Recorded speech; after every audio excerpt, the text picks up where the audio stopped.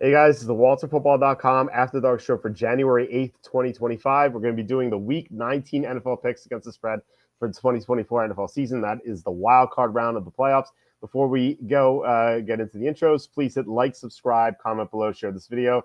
Visit the link in the description for the merch store. As you can see, I'm wearing a November is Sloth Month shirt. You can get one of those shirts as well as a bunch of others at the WalterFootball.com merch store.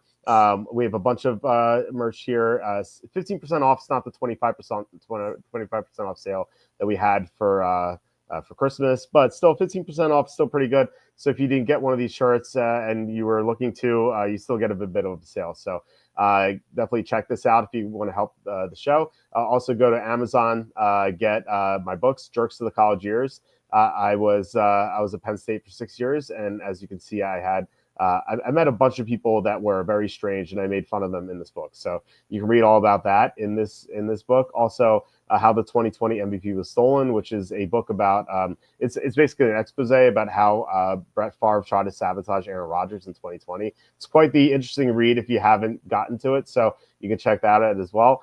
Or consider super chats, super stickers. That's the best way to support the show. Last week we had super chats from K Make an Eagle, John Sanders, and Slew. You guys are so awesome with your contributions. So thank you so much. Just really appreciate it.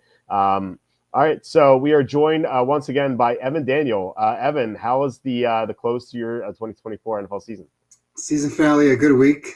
Contest finally, a nice contest week, 4-1 in contest play. Not that we were in it at the end, but the only loss was at Seattle where the line moved. And that's something that we'll talk about when it comes to this week. Lines are already moving a lot. So if you are locking in lines, that Seattle game last week, we talked about it as a free square. Once the Rams announced they were sitting everybody, plus 2.5 Seattle went to minus 2.5. And if you bet it right there, you won. If you waited for a contest line or a line later in the week, you didn't win. You and I were just talking because we had a discussion last week about Colts Jaguars. I was on the Jags at 4.5 plus 4.5. You were on the Colts at -3, so you got a push, and I got a win there. So very, very important as the lines come out and are moving to be in the right spot. But it was a great close to the season. It was a very, very successful regular season, not contest-wise. Contest-wise, pretty much 500, so a really poor season ATS. But there's a lot of different ways to take advantage. And if you saw last week, if you were watching some of those games live, it was very clear early on that Kansas City had no interest in scoring. They were just running the clock. I actually live bet Dallas once Jaden Daniels came out early in that game. That was a loser. But there was another game just riding Tampa. I ended up with a ton on Tampa Bay, just refusing to believe that they were going to lose. And eventually, finally, they came back and took the lead and then ended the game late. So a lot of ways to take advantage in game we've talked about throughout the year. And, of course, making sure you get the right number, which, once again, came to fruition last week. Making sure you're on the right sides of line moves is essential to winning long term. Yeah, absolutely. You definitely want to do that. You want to make sure you also don't have the flu so you don't miss out on a great line early in the week. Like I remember Seattle was an underdog to start the week, and then they were a short favorite. And I just remember just being like delirious and out of it. And I just was like, I didn't place my bet just because I couldn't like think clearly. And then by the time I did, Seattle was already like -5 or -6. Yeah. And then and it kept going up. It actually went up to 7.5 toward the end. I did manage to lock in -7. Unfortunately, didn't get there. They missed the 2-point conversion to push. That was a frustrating game because Jimmy Garoppolo looked like Steve Young in that game. He was unbelievable, despite playing with nothing but backups against Seattle's starting defense. That was one of the couple of frustrating things from Week 18. The other one you mentioned, the Jaguars Colts game. Joe Flacco was so bad in that game. It just outside of the first drive, he was just so inaccurate. For some reason in overtime, he had like a 3rd and 4 right outside the red zone, and he just took a shot downfield for no reason. Like you could just do a 5-yard pass. And then, as I was telling you before we started recording, the Jaguars were down a touchdown in the fourth quarter, and they were willing to concede a 3rd and 11, and they just ran it with Dearness Johnson, and he gained 22 yards. So it felt like the Colts could have won. They didn't, but like you said, at least we got a good number there. And yeah, I guess you were not a believer in Aurora Snowmo taking down the Buccaneers. You ended up being right, but she did take down the Falcons at least. Yeah, So I did. I played the Falcons in game, and when they tied the game, I thought I was good. Luckily, it wasn't like the Bucks. Like I was really, really heavy on the Bucks throughout, and it just pissed me off the way they came out flat in that game defensively. yeah, Offense, they didn't really have the ball. It's like they were 3-and-out, but they were allowing Rattler just walk down the field. It was nothing deep. It was all quick step, 1.5, 2 seconds, get the ball out, and they were moving. And the Saints were moving the ball with no players. And I just refused to believe it was one of those like all-in games where I just refused to believe that at some point the Bucks aren't going to turn it around. So I was really kind of watching that closely, and when that line ended up being at under a field goal, the money line was an affordable bet. So I was just hammering it and refusing to believe that the Bucks were going to fade. At some point, I was like, okay, I'm kind of all in. You almost don't care at that point. We're going to lose a lot on this game. Might as well just hit it and keep going. So that was one of those games. And then, you and I talked about a couple different games like Green Bay and Washington. I told you this last week. Teams don't play for seeding. Teams that don't care, they just don't care. It doesn't make sense to you and I as fans that Washington wouldn't care, but they clearly didn't care about the game. They benched everybody. Green Bay, I get it. Love was hurt, so different situation there.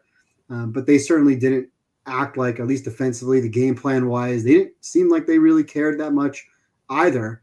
Late in the game, I actually saw Jordan Love warming up on the sidelines, and rumor has it that he could have come in at the end, but didn't. And it's like, they don't really care. Teams just don't tell you they're going to avoid a certain team. Like Washington there was no thought like, hey, we're going to avoid the Eagles. They didn't care about avoiding the Eagles. If they landed with the Eagles, great. The Chargers obviously came out to play, but teams just don't play for seeding. So when we sit here and handicap, you make a note for following years. I've said this for a long time. Teams do not play for seeds. They play to get into the postseason. Once they're in, if they feel like they have to rest, great. Some coaches don't want to risk it. Some coaches go, pedal to the metal no matter what the situation, like Dan Campbell. In the past, the Patriots have always played. Brady's always played week 17 in the past. And the Chiefs are the opposite. They tell you, we don't give a damn about this game. We're resting everybody. We're running the clock. We don't care if we score 0. We'll put in, I don't even know who came in at quarterback. I forgot who came in at quarterback late in that game. But if you're watching that game at halftime, you see it. So bet against it. Live bet Denver throughout the second half. Live bet Kansas City team total under. And there's a lot of ways to take advantage when you see exactly what's happening. And the computer models, the algorithms, the live betting doesn't react fast enough. So it was a good week, but thank God Tampa Bay came through, because that really would have put a damper on the season going in. And I was saying to myself, like, if Atlanta loses here, and Tampa Bay sees that they're losing anyway, maybe Tampa won't care. It was on my side, my left TV, and I had full watching interest in that game. I just could not believe what I was watching. And like I said, thankfully it came through in the end. So now we move on to one of my favorite weekends of the year. I love Wild Card Weekend. I usually love Wild Card Weekend more when my team is in it and has a bye, so we get to sit back and rest and watch. It's not the case this year with my Niners, but I love Wild Card Weekend. I actually don't like, I'm curious to hear what you think about having a Monday night game. I'd much rather go 3 games Saturday, 3 games Sunday, and then take a break. What do you think about having the Monday night and spacing it out over 3 days? it's annoying. I'd rather not have it. I feel the same way. Like why? It just feels like a gimmick that they're adding this game. I don't know. It just feels so disjointed from the other game too, because even just from like a DFS perspective, you have the 2 game slate on Saturday, then you have the 3 game slate on Sunday, and then you have the showdown on Monday night, and it's like showdown is pretty unappealing. So you have to worry about that too. Yeah, it doesn't feel like it belongs. It feels like they just added it just to make more money, which is the NFL. They will always do that. So I guess I can't be too surprised. But I feel like they make money anyway. Either way, it's in a Right. standalone primetime spot. Yeah, no, I agree. I don't see why they would do that, but no, I was about to say for the seeding, you're totally right. I had the Packers and the Redskins as bets. Those turned out to be big mistakes. Although the Chargers play hard, is that like, what do you attribute that to? Like, I just think it's coaching. Harbaugh has that old school mentality, and he wants his guys to, if there's something on the line, it's a game. It matters. I did see Houston, who had played so poorly recently, we actually talked about this. We said, I think they're going to play because they've been so bad. It makes sense that they're going to play. And I saw when they came out, I had the Bills, Patriots, and the Texans, Titans game on like one TV as a split box that I had no volume on. I didn't really want to watch it. It was 14-3. I'm thinking to myself, maybe I'll bet the Titans now. And then I thought like better. And I said, you know what? I'm not betting the Titans right now. I don't need anything with Will Levis or Mason Rudolph. I'm just going to lay off the game, keep the volume off, keep it on the side TV, and just completely have zero action on both of those two games. And I'm glad I did because just, again, that team 2-15 now ATS for the season. They're already the worst team ATS in the Super Bowl era, and time to move on, time to reset for Tennessee. So, but again, Houston, they played for what, a quarter, maybe, and then Davis Mills is in the game. So yeah. I don't know if I agree with that. I mean, the Houston has not played well. They're not sharp. They're not in rhythm. Yeah, they won the game, but I would have played Stroud more, get the rhythm going, get guys on the same page, especially with that offensive line, which has been really bad. So I don't know. Every coach is, of course, different, but I've heard so many times for so many years, teams do not play for seeding. They do not care. For the most part, they do not care. I wonder if there's a special exception for the Chargers because Jim wanted to avoid his brother in the first round.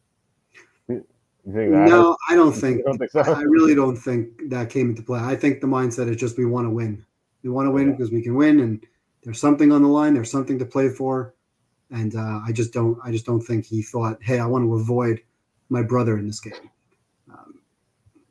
I feel like they make the argument that if they win, he's going to play the Chiefs the next round. So I guess if they won anyway, he'd probably be playing the Chiefs, given Denver's probably not going to win. But I just don't. I think it's all coach. Harbaugh's an old school coach. He wants to win games. There's a football game to play. He wants to win it. Okay. All right. Fair enough. All right. Would Drew Aller go number one in this class if he declares? No. I don't think he goes first round if he declares. Well, he obviously said he's coming back next year, but he doesn't strike me as a first round pick. Now, maybe he improves next year. He's got a lot to work on. Like, just the mental part of his game. He's got great tools. He reminds me a little bit of Will Levis, just not there mentally at all. So like I said, he has potential, but he's definitely not a first round pick right now. It appears Evan has changed his location. Actually, he's back to his original location. I'm in my home office. When there are a lot of games on, I take the stream from my den, which has multiple televisions in it. So we like to we can live bet some games and multitask while Walt and I have a conversation. But now I'm back up in the office. Yeah. All right, let's get to these games here. So this is odd scheduling. In addition to the Monday night game, we have the three AFC teams go first, and then we have the three NFC teams. It's weird how that worked out, but the first game, and I guess this time slot is like the permanent Houston Texans time slot because every time they've been in the playoffs, they've had this 4:30 start time on Is this Saturday. Like 10 for 10? Yeah, every single time. You'd think that they'd be mad about it or something, but maybe they should just be happy that they've been to the playoffs so often. But the Chargers are at the Texans. The first playoff game here. This is at 4:30 on Saturday. The Chargers are favored by either 3 or 2.5, depending on where you look. And it feels like everyone is betting the Chargers, and understandably so. Like Houston has been so bad recently.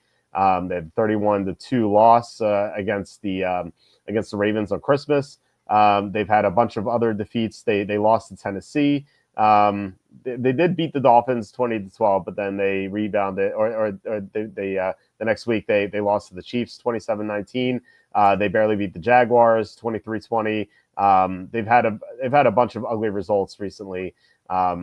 Just not including that last week 18 game against the Titans. So it just feels like everyone is against the Texans, but I am not. Actually, I think this is a decent matchup for Houston because we've said it like all the time. I think the first time you came on the show, we talked about it because we spent time talking about it on Twitter just on like direct messaging that like Houston's play calling is so predictable. Bobby Slowick just runs the ball. at the highest clip in the NFL on early downs. And you just always know what Houston's going to do. And I had a laugh about this against the Kansas City Chiefs, where it was like 6 minutes left in the fourth quarter or something, and they were down 2 scores, and they still ran the ball on first and second down. Like this, Bobby Slowick just can't adjust to no matter what. So I feel like any matchup where Houston can run the ball well, they're going to do well. And I think this is one of those, because the Chargers have had issues stopping the run ever since the mid-November, end November, when they lost Denzel Perriman.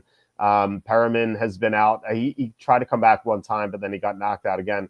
Maybe he returns this week, but I don't know if he's going to be 100%. Maybe he gets knocked out again.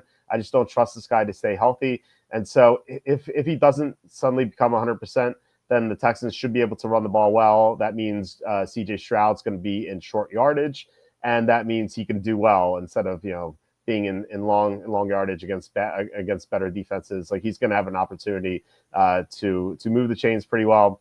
I know he hasn't been the same since losing Tank Dell, but still, I think that this is a good matchup for Houston, and to get +3 with them seems pretty good. +2.5, I'm not as high on it, but at 3 at home against a Charger team that it's good, but it's not great. Like, they've beaten up on a lot of bad teams this year. They've taken care of business. Like, every time they played a terrible team this year, they've covered.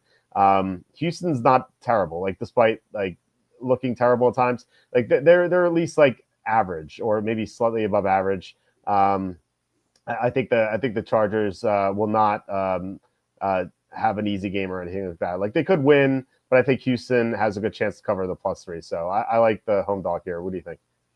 So before I go into the game, one of the old tricks that I learned with with wild card round, and it's something that makes a lot of sense. It's kind of looking at every team's resume.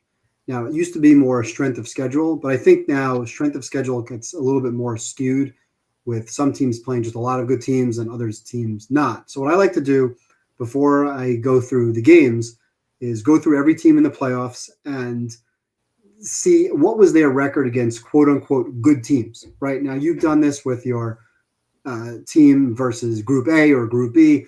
So how do I deem not a top team, but at least an above average quote unquote good team? So I used to use 500 as a record or playoffs as a record, but it's really, you can't do that, because in the beginning of the season, just using the Niners as an example, the Niners were a good team. So for a team like the Bucs to play the Niners when the Niners were a 7-point favorite, that counts as a game against a good team. Dallas, for example, first 3 weeks of the season was considered a good team, even though they ended the season as a non-playoff below 500 team. So I go through every single team's resume, which I think we saw very prevalent in the college playoffs. You look at some of these teams, it's like, well, Indiana beat nobody, right? So they don't necessarily belong. Boise State doesn't necessarily belong. Now, you can make an argument that a lot of teams don't belong, but I think it really holds true here. So when you look at these teams, for example, Houston and the Chargers. Houston, by my count, played 6 games against quote-unquote good teams, and in those games went 1-5. And ultimately played 1 quality game. Now, a quality game could be a loss. Like, there's some teams, maybe it's a great game at the end. Like, I give Minnesota a quality game for their first loss to Detroit. Obviously not their second, but to me, their first loss to Detroit was a back-and-forth game. Lose by a field goal at the buzzer or within the last minute or two of the game. To me, it's a quality game, right? It's an impressive game, even in a losing effort.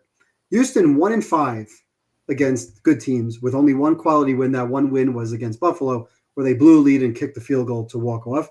The Chargers played 9 games against quote-unquote good teams and were 4-5 with 3 quality wins. So the resume in this situation does favor the Chargers. So that's the first thing that I look at. You talked about the matchup. I don't need to rehash the Bobby Slowick play calling, because it's just one of those where on 2nd and long, it's not just running on 1st and 2nd down. It's 2nd and 10 running the ball. And then it's backwards when it comes to 3rd and short. On 3rd and 1 or 3rd and 2, he tends to throw the ball deep a lot and take chances that are unnecessary. So his play calling is a real detriment to this game. I, therefore, kind of lean towards the Chargers. Now, I make the line 1.5. I do think the Chargers are the better team, and I do give at least a point, maybe a 1.5 to Houston. I don't think the Chargers are 4 points better than Houston. I have that a little bit closer. So I think 3 is a big number. If you ask me to lean with the spread at 3, I'm probably leaning Houston at +3. I think this game is like a 23-20 type of game, a good, close, physical game. But I do think the Chargers are going to win the game. So, and this is where I mentioned before line shopping. And right now you can get -2.5. If you like the Chargers, make sure you're laying 2.5. It's out there in multiple places. If you like Houston, make sure you're taking 3. It's out there in multiple places. So this is a situation where if you're sharp and you're smart and you have places to shop, make sure you get the right line. So I lean Chargers. I feel like they're going to win by a field goal, maybe less than a field goal. So at +3, if you're forcing me to pick a game at 3, I'm taking Houston with the points, but I do think the Chargers will win the game. Like I said, 23-20-ish, 23-21, 21-20, something in that ballpark. Not a high-scoring game. Both defenses are good, and both teams will like to run the ball. So this is not your 28-23 or 27-3 variety. This is 20-17, 23-20 type of game. Yeah, totally agree. Get the +3 or the -2.5, depending on which side you like. Or if you're that Bez guy on Twitter, get -3.5, which I'm sure he'll do at some point. I was looking at the like you did, like which team beat which teams. Like as you said, I do that with the groupings. It's funny that you bring up the Chargers being 4-5 against good teams. I actually have them as 0-4 against Group A or Group B. And in fact, they haven't played a Group A team this year. I have them as 0-4 against Group B. Now, to be fair, 2 of those losses were with Justin Herbert hobbling around at the start of the season against the Steelers and the Chiefs. But then, two of the wins, sorry to cut you off. 2 of the wins are against Denver. So again, I have Denver as an above-average team. Right, it's quote unquote good. It's not a Group A or Group B. So I like how you have the groups, but they do have wins against quality teams. They did beat Cincinnati, which I still think is a good team, regardless of the fact that they're not in the playoffs. Again, not a Group A quote unquote team, but they beat Cincinnati handily. Yeah. They beat Denver twice. Who was the other team they beat that I have them in here? Because I said I had 4. I couldn't tell. Atlanta? I think I have Atlanta as also like an above average team, but that might not even be the case. Because I have them. That was the game Kirk Cousins handed the game away. Yeah, I had Atlanta's Group D team in that game with Cousins, and then I moved them up to the Group C with Penix. I have so like I said, 0-4 against Group B and 0-0 against Group A. I have them as 3-2 against 3-2 against Group C. With 2 wins against Denver, 1 win against Cincinnati, and then losses to Arizona and Tampa. So yeah, I wasn't like too impressed with their resume. I didn't even grade Arizona as a good team. I have Arizona below average. Well, I've had them below average all season. I've been with Group C, so average team. So I like I said, they've slaughtered Group D and Group F teams all year. Like 22-10 against the Raiders, 27-10 Browns. 27-17 against the Titans, 17-13 Atlanta, 40-7 against the Patriots, 34-20 against the Raiders, 26-3 Panthers, 26-8 Saints. When they played good teams, they've lost. Tampa, they got killed. Kansas City, they lost twice. Baltimore, they lost. They've lost again. But I don't put Houston in that realm. I guess Houston's probably comparable to Tampa Bay. But again, I think both of these teams have shown the same thing. Like, look at Houston's games in general. They have gotten killed by good teams throughout the year. They got killed in Minnesota. They lost to Green Bay. They lost to Detroit in a game they blew. Right, they were up big in that game. They blew that game. Yeah. The Dallas game obviously doesn't count. Now that was when Dallas was below average. They lost to KC twice. I'm sorry, 1. They lost to Kansas City early, the Green Bay game didn't score any points.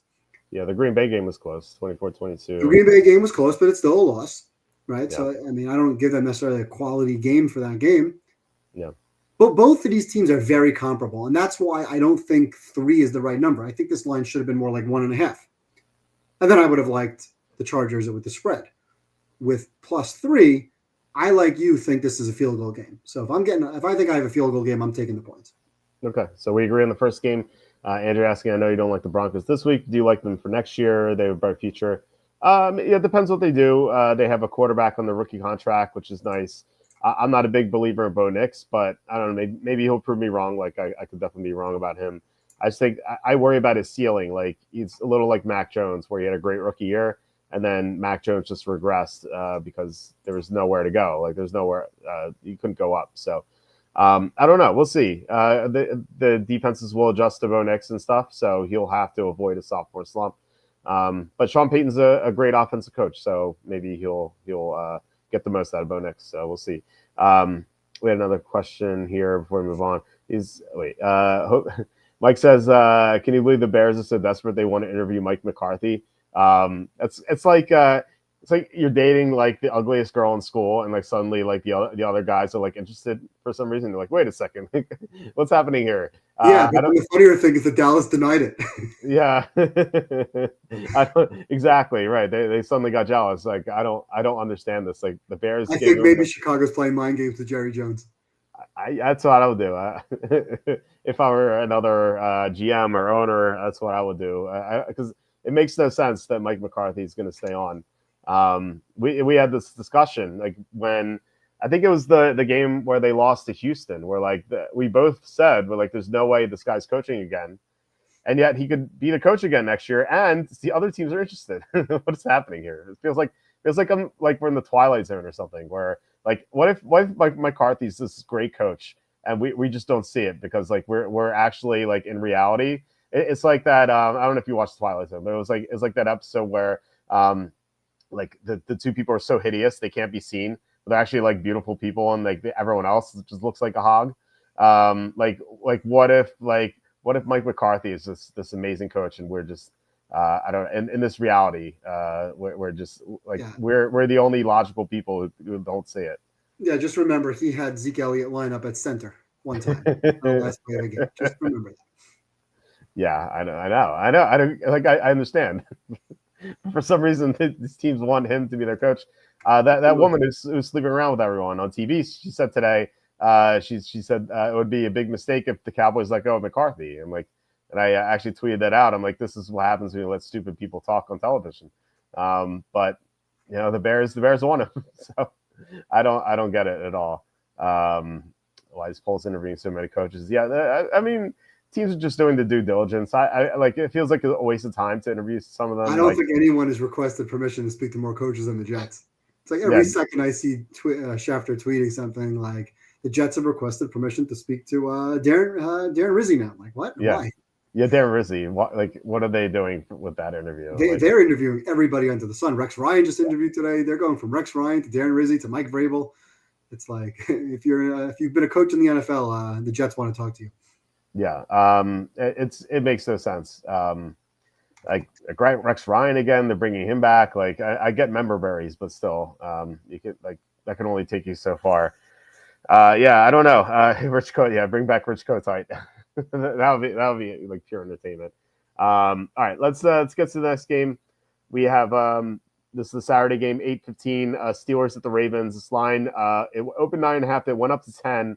It's back down to 9.5. So I'm still seeing a couple tens out there, like at Caesars and stuff, Bookmaker, but a lot of the books have moved back to 9.5. So I mean, we're gonna disagree in this game because you've been super pro Ravens all year. I have been anti Ravens. They've been my number one most overrated team in the NFL. I don't think. I'm not saying they're a bad team by any stretch of the imagination. I think they are a good team. I have them in Group B along with like the Vikings and the Steelers and who else do I have in Group B? I can get to it if we need to discuss other teams in that area. But I think this team is flawed in that they can't stop the pass. They've had a number of games this year where they've been torched. We'll get into that in a little bit. They have not beaten like other top teams convincingly outside of the Steelers game the second time. That was by 17, but George Pickens did not play in that game, and that score is misleading because there was a pick six at the end, and also Russell Wilson fumbled at the goal line.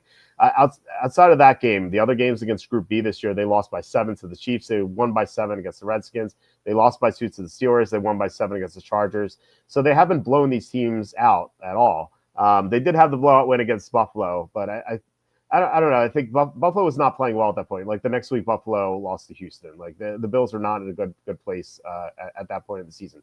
I think this Ravens team is just favored by way too many points. Like 9.5 or 10. It makes no sense. Like I made this line like -2.5. I have these teams rated pretty evenly. Ravens a little bit better than the Steelers. I think that I think the Steelers could take this game. The Steelers have built their roster to beat Baltimore. Like this is their dream matchup. Like most teams are trying to avoid Baltimore. Like talk about maybe the Chargers doing that. But the Steelers, I feel like we're probably happy to play Baltimore because they know how to play them. They built the roster to beat Baltimore. They have the great edge players to contain Lamar Jackson in the pocket. In that 17-point win, Lamar Jackson only rushed for 22 yards. Like Lamar Jackson is not going to run all over this team. I think if the Ravens win this game, it might be like turnovers to something on Russell Wilson's part. I don't think the Ravens offense is winning this game. Especially because Zay Flowers might be out. Zay Flowers did not practice today. He got hurt in week 18 against the Browns. He hurt his knee. And of course, like yet another player prop guy that we had, his first catch, he goes down with a knee injury. Of course, I tweeted that out. I'm like, of course, I just hope one of his family members doesn't harass me. But I don't know. Like if Zay Flowers is out, they really don't have much firepower. It's another weakness of this team. Outside of Flowers, they don't have much downfield. Like Rashad Bateman, is he going to beat the Steelers? Like I don't think so. Mark Andrews is okay, and that's about it. And I also don't trust his pass protection. I really don't like the offensive line outside of left tackle and center. I think they have a huge issue at right tackle and the two guard spots. I think that's an area where the Steelers can also take advantage.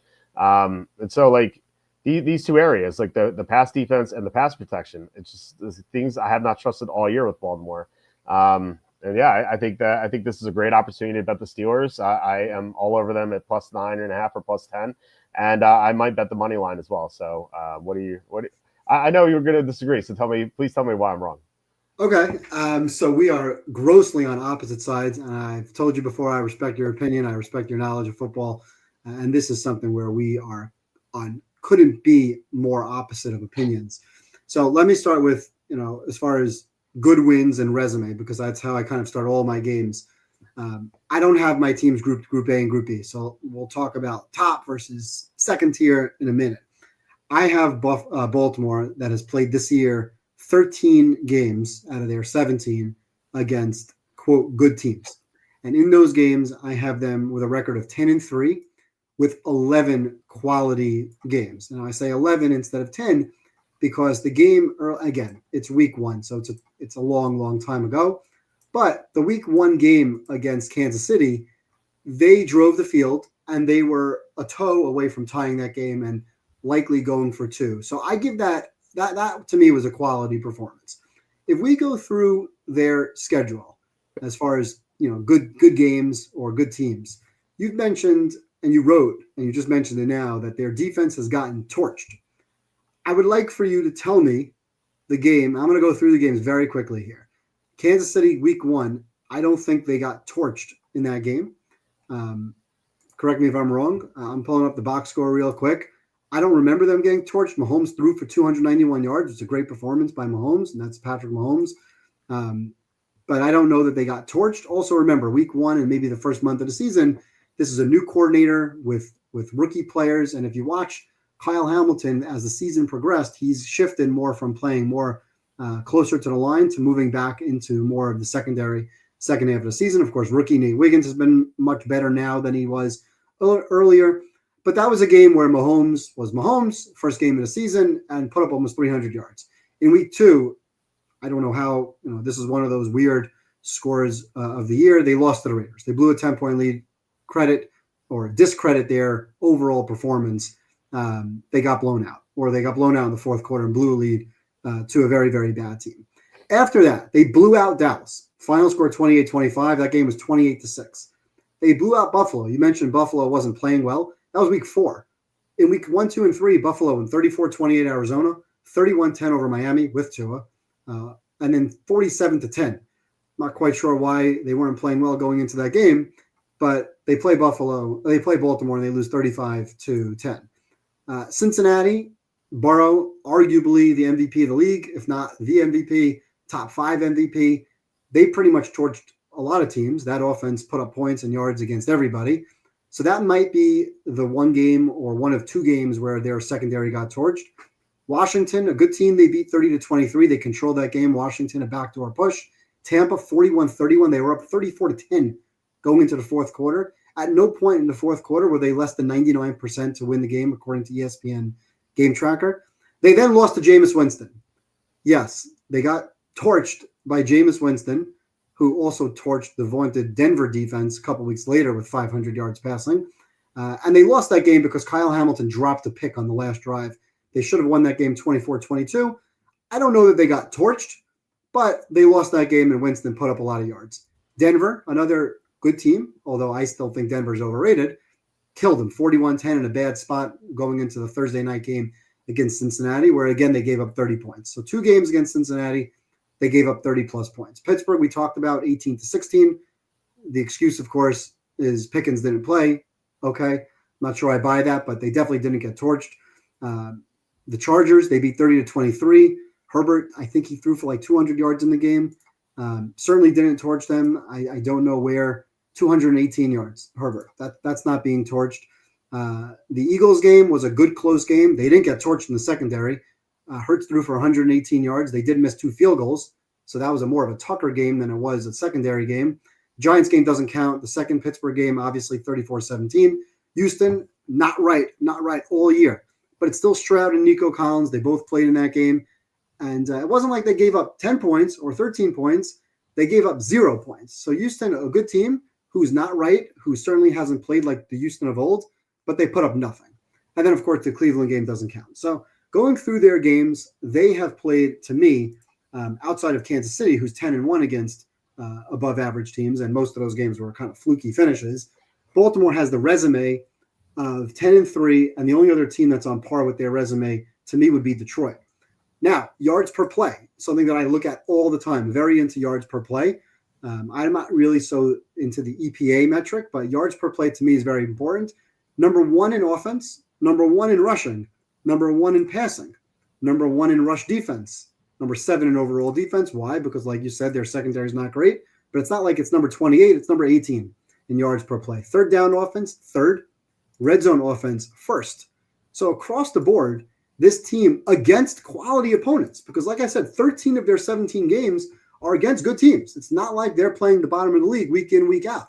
And against quality opponents, or in one of the more quality schedules, they have been the best team on a yards basis without really great offensive weapons outside of Lamar and Derrick Henry. Yes, the new offensive line started off this year slow. It was a concern of yours coming into the season. But throughout the season, Lamar, and I think he's going to win MVP. If I were voting, I would vote for him, even though I don't want to vote for him. I'm more of a Josh Allen fan. But I do think Lamar will end up winning the MVP. And guys like Rashad Bateman, who sometimes can't catch, has had a good year. He's had big games. Andrews has had a couple of big games. Somebody different is having big games and stepping up. I do worry about Zay Flowers. That's obviously a concern. And Pittsburgh, like you said, is built for this team. So that's something, if you're a trend person, you definitely like Pittsburgh and you lean Pittsburgh. I think Baltimore wins this game going away. I don't think Pittsburgh's been good of late. They've obviously played a much tougher schedule the last couple of weeks. They haven't put up more than 20 points in any of those games. Baltimore, in their 12 wins, 11 of the 12 wins, they've scored 30-plus points. The only win they have with less than 30 was when they led Dallas 28-6 and didn't score in the fourth quarter. So they kind of went to sleep. Otherwise, they are putting up 30 points in every single win they have. Now, if Pittsburgh can hold them to 20 or less, great. Pittsburgh's got a chance because Pittsburgh's not putting up 20 points. The last time Pittsburgh scored more than 20 points was against Cleveland on December 8th. So they've gone a month without reaching 20 points. And it's not like they're playing the best defenses, although they played Baltimore's defense, which we point out as not great.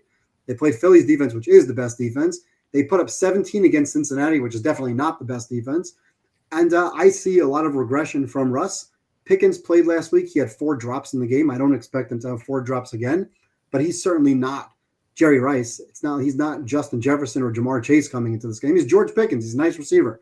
He's a quality receiver. He's not the top of the league receiver that's going to take the top off. And all of a sudden now Russ is just chucking the ball deep and the ball is going to land in his hands. So I like the matchup here that favors Baltimore. I think they're a much better team.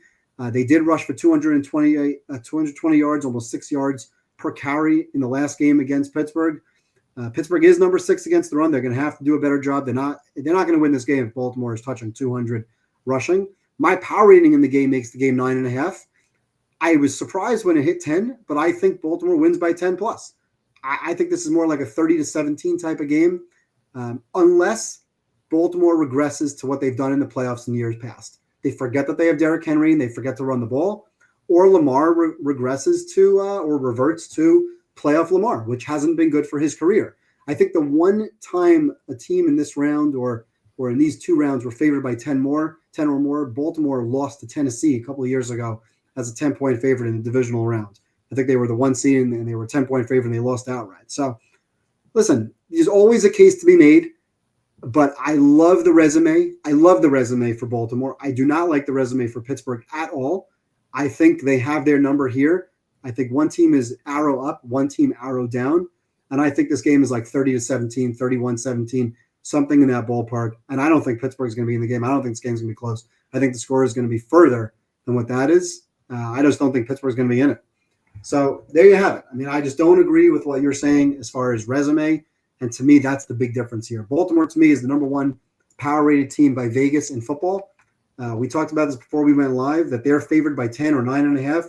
We both agree that Pittsburgh is better than Denver. And we both agree that the line is more for Baltimore than it is Buffalo, which means Vegas right now has Baltimore ahead of Buffalo. So these are facts. Their resume speaks for itself. I love this team. If you asked me who's going to win the Super Bowl and I had to pick one team right now, as much as I'm not rooting for Baltimore, I'm actually rooting for Buffalo, I would pick Baltimore right now. Gun to my head, if you gave me 10 grand and said, pick one team, I'm picking Baltimore.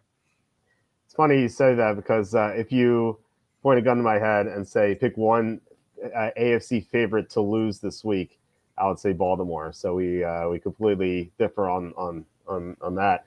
I actually have with the resume, I actually have them very similar against Group A and Group B. Group A and Group B this year, I had the Ravens at 4-3 straight up, scoring 30 plus 4 times out of those 7 games, and I had the Steelers at 3-3. So pretty even there. And that's even taking into account like the Ravens being better than the Steelers is you would argue. So. I do think that they're pretty similar. I don't see why this would be a blowout because even the second game, which was without George Pickens, that was if you take away the pick 6 at the end, that was a 10-point game. The pick 6 was kind of fluky. And then that Derrick Henry rushing stat, a lot of that came in the second half when the Steelers kind of just gave up because I think they kind of knew that they didn't have a chance with Calvin Austin as their number 1 receiver. I figure like they kind of figured that, okay, we already beat this team the first time. If we play him again, we'll have George Pickens again. I know Pickens dropped 4 balls against the Bengals. No, I don't think that'll happen again. I agree. And that game was close until the second half. But, listen, yards-wise in that game, Baltimore 6.7 to Pittsburgh 5.2. I mean, we throw a lot of these stats out, right? At the end of the game, once there's a pick 6, early fourth quarter, it's a 14-point game. And at that point, it's like, okay, it's time to wrap it up, right? Tomlin is not the guy that's coming back from 14 down. I mean, he was punting in that game. I think we talked about it a few times. Like, what's he doing punting? There's 8 minutes to go in the game. Why is he punting? And that's the question here to me really comes down to Lamar in the playoffs. Lamar has not been good in the playoffs, as Sal there points out. He has not been good in the playoffs. That's a fact. He has not been good in the playoffs. So that's the question. Will Lamar revert to playoff Lamar, or will he be regular season Lamar? And I've seen Pittsburgh come into this round and just get dominated in the past. Granted, maybe different quarterback situation, but I think Russ has regressed to what we kind of thought he would be. And I just really think that Baltimore has proven themselves. I know you said they're 4-3. I have them at 10-3 against good teams. Like, I don't know, where you have teams like Washington or Tampa. Tampa to me is a good team. Washington's a good team. Cincinnati's a good team. These are good teams that they beat. When they played Dallas is definitely not in your Group A or Group B. They were -1 at Dallas in week 3. Dallas at the time was 2-0, I believe. And were they 2-0? No, they got blown out week 2 by the Saints. They got blown out week 2 by the Saints, right? But nobody thought Dallas was priced as a 10-win team going into the season. So yeah, they got blown out by New Orleans in that week, and maybe they were just not a good team to begin with. But Baltimore was -1 in that game. At that time, I had Dallas power rated as an above average team. So I consider that win as a win against a good team. And I really don't see wins here against bad teams outside of the Cleveland where they went 1-1. Find me a team that they beat that was a bad team. Like, okay, the Giants. That's really it. Giants and Cleveland were the 2 bad teams that Baltimore beat. I was about to say Raiders. I was about to say Raiders, but they lost to the Raiders. No, yeah, that was week 2. Yeah. I'm just saying, going back over the last 2 months of the season, they dominated Tampa. They easily beat Washington. It ended up being 7, but they were up by more than that. They killed Denver. They killed Pittsburgh. They killed Houston. They killed Buffalo. They have really quality wins on their resume. And to say they're only 4-3 doesn't do them justice, in my opinion. Tampa, that game, remember what happened in that game. Mike Evans, he gave the Buccaneers an early lead, and it looked like they're going to go with 2 scores, but then he hurt his hamstring when he almost caught that second touchdown, and then he got knocked out. And so Tampa was just not the same after that. And then they lost Chris Godwin as well in that game. That was a complete disaster for the Buccaneers.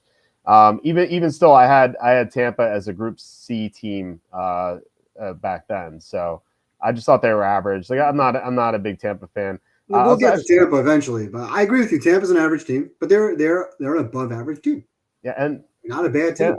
I have them like pretty average. So wait, hold on. Before we get to Tampa, I was actually curious where I had Dallas heading into that week 3 game in my power rankings. I had them 23rd back then. I was never a believer in Dallas. You had them at 23 in week 3? Yeah. I have them at 23 now. Yeah, no, I had 23 in week 3. Yeah, I didn't like them at all back then. So they're better now than they were in week 3?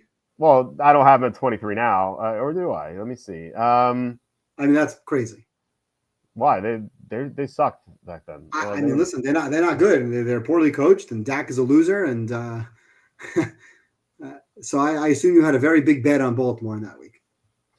I think I did have Baltimore. I don't know. I wasn't. Then again, I wasn't high on Baltimore either. I had a big bet on the Raiders in week 2 against Baltimore. Let's see. I've had my disdain for Baltimore has gone back quite a while. I have Dallas. I have Dallas at 23 right now as well. Yeah, so I have Dallas about the same. But that's not like rating wise, Dallas right now is worse than they were back then. It's just there's worse teams now that have dropped below them. So anyway, I hated the Dallas team the entire year. That was my point. With Tampa, we'll agree to disagree on the resume of the Baltimore Ravens. I think I have them right now number 1 in my power ratings. You have them at 6 behind Minnesota. Yeah, that sounds about right. I think I had a tough time ordering Minnesota and Baltimore. I think they're about the same. You know what it came down to was the Zay Flowers injury. I think if Flowers are healthy, I would have had Baltimore at 5 instead. I worry about Zay Flowers being out. If Zay Flowers doesn't play, I would make my personal line 8.5 instead of 9.5. Okay. Yeah. I made the line 2.5. So I would love for you to give me a 2.5. I would happily bet that. And I don't think you would like to take that bet. You wouldn't. I wouldn't do that to you. It's unfair because I can hedge it off and play both sides of the coin. But I'm just saying that's that line. You would be bombarded with professional money because that line opened 8.5 and was bet up to 10. Yeah, and now 10 became 9.5. So 10 is a little high. I still think they'll cover. I originally wrote down 27-17, but it was like a cop out at 10. So I'm like, I'm gonna make it 30-17. So that's where my score comes into play. I really don't see much of a difference between these teams, and so I I'm think excited for the game. I think Baltimore's about a 1.5 better or a point better, and then maybe I'm going to drive to Philly, or we can meet somewhere in Atlantic City and watch this game together. Live stream. There's no way my wife's letting me go to Atlantic City for this game, especially because this game is taking place in the same day as my son's 3-year-old birthday party. So I will not be watching Chargers Texans live. My son's party will start at 3:00. So I'll probably still be entertaining family that's coming in from out of state here.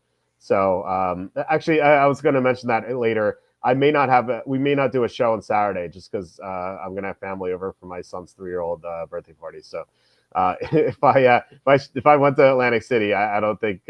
Except Walt's coming on here when the Steelers win. He's going to come on here and gloat. Right. No, my stuff would be outside on the front lawn if I did that. So that would not be good. But anyway, I'm looking forward to my son's 3-year-old birthday party. It's always fun when the relatives come in. Like my brother-in-law, one of my best friends, he lives in New York. He moved to Harrisburg. So he used to live in New York. But yeah, so he'll be in town. My wife's sisters, she and her kids live in New York, so they'll be down here as well. So I'll be. And my wife goes to bed at like 9:00, so I have to entertain people past that time. That's why I said we may not be on the air on Saturday night. It depends on what time everyone leaves and stuff. So and my wife is a big Steelers fan, and since I'm rooting for the Ravens in the game, I might be sent out for the game. She may not want to watch with me. Yeah, that's funny. All right, let's get to the Saturday games. Sunday games. There are 3 of them. At 1:00, we have Denver at Buffalo. This line is Bills -9. There are a couple 8.5s out there as well. This one doesn't matter as much. You always want the best line, but it's not like life or death if you get the +9 versus +8.5 or whatever. Right, so this is the opposite for me as the last game. So I took the big underdog in the Ravens-Steelers game. I'm going with the big favorite in this game. I've been anti-Denver all year. Like I've been saying, Baltimore is my number 1 most overrated team all year. Denver is number 2 for me. If you just take away the last game of the season against the Chiefs, because the Chiefs didn't play any of their starters. So instead of 10 wins, they have 9 wins if you exclude that. 6 of their 9 wins this year have come against Group D or Group F. Like, they have beaten nothing but bad teams in 2/3 of their games. The other third are 3 wins against Tampa, the Jets, and the Colts. That Tampa game came right after Tampa got their revenge against the Lions in that big upset in week 2. Tampa was a complete no-show the following week. That Jets game, if you remember, that was like a 10-9 game in the driving rain, and the Jets had to fly out to London the following game. That was the Jets were a no-show as well. And that Indianapolis game, the infamous battle of the horses, as Tom has quoted a few times, that was when Jonathan Taylor dropped the ball at the 1-yard line. It could have been 20-7 Colts. The Colts probably should have won that game. Instead, they just embarrassed themselves, and Denver got the win. If you look at how Denver has fared against teams in Group B, and I say Group B because they haven't played a team in Group A yet. Against teams in Group B, they're 0-5 straight up, including 2 blowout losses. This is not a good team. I have them in Group C. They just haven't proved themselves at all. You talk about resume. Like, this team has 0 resume at all. I think that they probably get blown out here. I just think that this is way too much of a disparity. And yeah, we've seen the Bills almost lose to Skylar Thompson 2 years ago, but I'll remind everyone that was the Damar Hamlin aftermath, where the Bills were just in shell shock. They did not play well after that Damar Hamlin situation. The following week, they got shellacked by the Bengals at home. That team was just not in a good place. So I would not read anything into that result. I just think the Bills are just so much better than the Broncos here. I think this spread should be double digits at the very least. So yeah, I love Buffalo. What do you think about this game? So you mentioned the resumes. I have Buffalo at 3-3 against good teams with 5 quality games. And I've said all year, like you just said, that Denver are frauds. 2-7 against good teams with only 2 quality wins the entire season.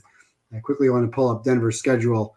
I mean, one of their good quality wins was, let's see here, where I gave them a quality win.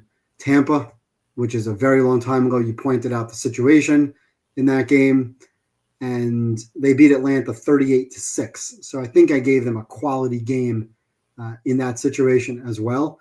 And then the Kansas City game, they lost 16-14 on the missed field goal at the end. Was it a block field goal or a missed field goal? I don't remember. They got killed by Baltimore.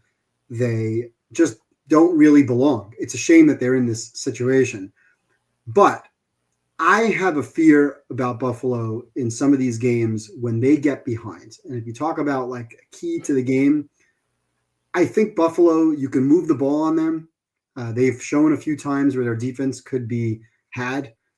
They can score at will, obviously. They had a stretch where they were putting up 30-plus pretty much every single week. I worry about the back door here with a team that's going to fight no matter what. Denver is 12-5 against the spread. So even if they've lost some of these games, they have proven this year that they're going to fight. I worry about the game if Buffalo gets behind early. Josh Allen tries to become hero man, play hero ball. How many times have we seen them behind and he's just first and 10, second and 10, third and 10, chucking the ball deep instead of taking what the defense is giving you? I've seen that too many times. And not just that Cincinnati game that you referenced, also the Miami game. They played in the playoffs against Skylar Thompson. And in the Miami game this year, when Tua came back, they won that game 30-27. I remember that game well. There was actually a touchdown that was called back on a phantom holding penalty. They probably should have won that game by more. But Buffalo's had games where all of a sudden they're behind and they have to kind of find their way and let Josh Allen just take what the defense gives you. Understand that it's a long game. You have 8 or 9 possessions in the game. Don't try to get it all back in one shot. And I worry if they're behind, this game could get exciting or close, or the nerves could be there for a team like Buffalo. Now, on the flip side of that, Buffalo, I've said numerous times, are bullies. When they play against a team that they should beat easily, they generally do. They've won most of Josh Allen's wins have been by 7 or more points. I think the line is correct. I made this line also 9. My power rating was 9. But in my head, I lowered it to 7.5, just because I am fearful of that early. Bo Nix is going to come out. He's going to throw a lot of short passes. They're going to get him in rhythm. That's what they do. They take a lot of the short stuff. But I've been impressed with what he's done. In some of their losses against Cincinnati recently and the Chargers, they lost by 7. They lost by 6 to the Bengals in overtime. They fought back. Now, those passes to Mims were super impressive, downfield throws. Now, and like I said, Buffalo's defense is not the best defense in the league. They could get got, and this game could be frustratingly close. So I'm not in love with laying the points here. If you ask me to make a pick, I'm taking the points. I'm certainly not betting Denver in this game. I'm rooting for Buffalo. I'm going to tease Buffalo. I believe Buffalo should win. So help them if they lose after this entire season, finally beating. They beat Kansas City. They have this. It's kind of inevitable that they're going to play Baltimore. You don't agree with that, but I want to see Buffalo-Baltimore round 2 with a winner going to Kansas City, and I think the winner of that game will beat Kansas City. So I think this is the game they better win, and they better get out to an early lead, because if they're down 7-0, if they do in this game what they did with New England a couple of weeks ago, they kind of played with their food in the beginning of that game, they're going to be in trouble, and this game is going to end up being close. And even if they're up 14, 17 points, now they don't go to sleep. Buffalo, they step on the gas. So they can put up 40 in this game, and this game could be 41-24 before you know it. But if it's not, if they're down 10-3 or 10-7 or 14-7, and all of a sudden it's getting late in the first half and there's a turnover or something weird happens, this game could be close. And I wouldn't lay the points in this game. I definitely wouldn't lay the points in this game. So give me the points here. But like I said, I'm not betting Denver on the road in Bo Nix's first playoff start. Okay, yeah, I do think Buffalo will win this one pretty easily. I like that this is the first time Denver's playing a Group A team. Like, they have not played an elite team yet this year, so I think they're in for a rude awakening. Just barely getting, or just beating nothing but bad teams all year. They've been frauds. They've been frauds all year. They don't belong. It's a shame. It's a real shame for NFL fans. This should have been Bengals, Bills, and that would have been a great game. Oh, for sure. Yeah, Bo Nix has spent more time in college than Walt did. That's a rare feat, but I think that is true. It felt like Bo Nix was in college like back when I was. Like, this seems like that's how long he's been there. So basically like the Van Wilder. They just played the Chiefs. Yeah, right. Of course. I mean, you got to throw the Chiefs game out, because the Chiefs pretty much for 2 months played every single game to a 1-score game. So I'm not overly impressed with anybody playing the Chiefs to a one-score game. So to me, this game is more like, if you're right, and you certainly could be, this is more like the Baltimore game where it was 41-10. And I wouldn't be surprised if Buffalo came out, get the ball first, go down the field, touchdown, get a stop, get the ball again. It's 14-0, game's over. I think John was joking. The Broncos just played the Chiefs, as in the Carson Wentz Chiefs, in week 18. Yeah, no. Okay. Yeah. So it was very, very impressive. Winning by margin. You can't ever discount that. But anyway, all right. The middle game is Packers at the Eagles. This line is it's kind of been bouncing. I know it opened at Eagles minus 3.5. It's now Eagles minus 4.5. We don't know. Well, frankly, we don't know if either quarterback is going to play. Jordan Love. I have word that Hurts is playing. You have word? Yeah. Interesting. Yeah. Okay. I mean, with the intro, Jordan Love banged his arm last week. It looked like he didn't have feeling in his fingers. I thought live that he hurt his funny bone or whatever. He banged his funny bone.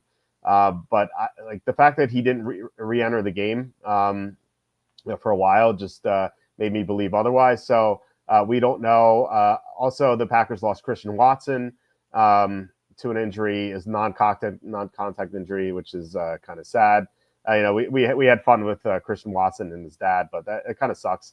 And that's a big deal for the Packers because he's really their only deep threat. Like their entire receiving core is just receiver twos. But Watson was the only guy who could take the top off the ball, and now he's gone. So I think that takes away an element of their offense. So I don't think they're as good as they were before. And then with the Eagles, I'm curious about your information because Jalen Hurts did not clear concussion protocol. Now, okay, so you're saying he's going to play. He'll probably be cleared tomorrow, if not tomorrow, Thursday. This is just people that might know things. Okay. Okay. So my question is, and I wouldn't expect you to know the answer to this because I don't think anyone does. If assuming Hurts plays, is he going to be 100% coming off? Well, he hasn't played in a couple of weeks, and we all have seen lingering effects of concussion. But the word that I got was that if last week meant something, he would have played last week. Interesting. Okay. Yeah. So my worry coming off the concussion is that he's not going to be 100%. And I don't think that's something most people realize is like, he got cleared from concussion protocol. He's fine. As you said, we've seen lingering effects from concussions. Quarterbacks coming off concussions in the first game have a very dubious track record. I don't have the stats in front of me. I think they're like 5-12 against the spread in like the last 3 or 4 years. Coming off concussions is just they're just not sharp. And Hurts hasn't played in a couple weeks, so I really worry about how he's going to handle this game. And so my stance on this game, just not knowing any of the quarterback situations, was that I was going to fade any positive news that I heard.